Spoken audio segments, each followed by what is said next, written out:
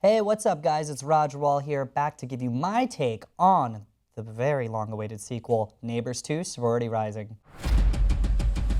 Now, let me tell you something about this movie. It's very different from what you expect. A lot of comedy sequels, you're basically going because it's like you're hanging out with your old friends. Like, I already know they've done the same crap before. I want to see them do the same stuff with maybe a different scenario this time. Hangover 2 is a director's cut of the first one. 22 Jump Street, my opinion, was funnier than the first one and amplified it, took it to the next level. Now, does this do the same thing?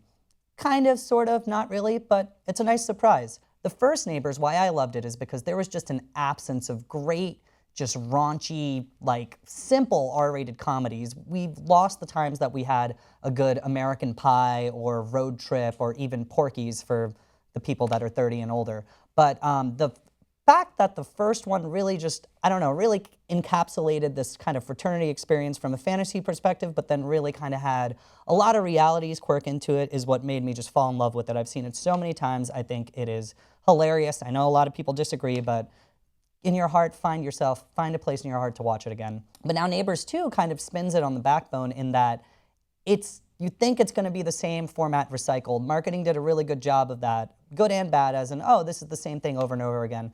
And what you get at the end is actually a very nice, like, feminist piece of, like, comedy, which is just extremely well thought out and really makes you think after you see the movie. Whole story of the movie is sorority moves in instead of a fraternity. Zac Efron kind of is their, like, pledge dad, breeding them to start one, and they're like, nah, we don't want you anymore, and they're like, let's shut the sorority down.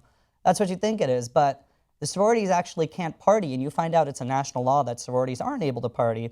And a lot of in-depth conversations go on with Chloe Grace Moretz and a bunch of other characters about what they can and can't do. You have your hilarious antics in between, but I think it's the heart of the movie of what matters. And really, it's like they're 18 years old. You forget that these people are kids, and they really put a lot of things into perspective.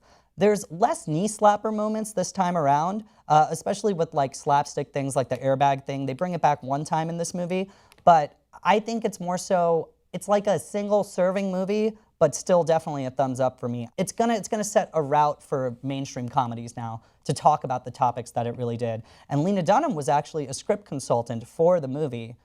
Definitely worth checking out for your time. Nice little matinee. Is it the greatest thing in the world? Absolutely not. But I'm gonna give it a 7.3 out of 10.